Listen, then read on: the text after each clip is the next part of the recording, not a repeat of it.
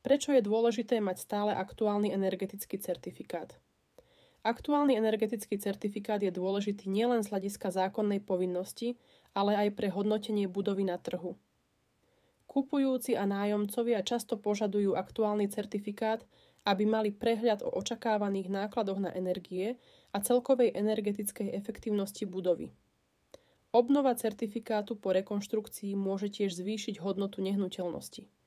Ak rekonštrukcia zlepšila energetickú triedu budovy, nový certifikát to potvrdí a môže tak prispieť k vyššej predajnej alebo nájomnej cene bytov v budove.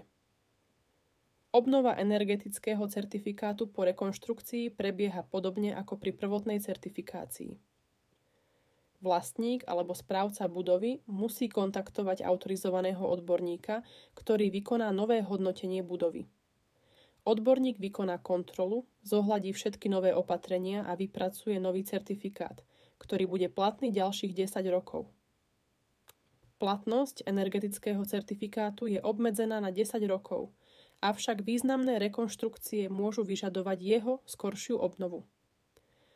Aktuálny certifikát je dôležitý pre hodnotenie budovy na trhu a môže prispieť k zvýšeniu jej hodnoty.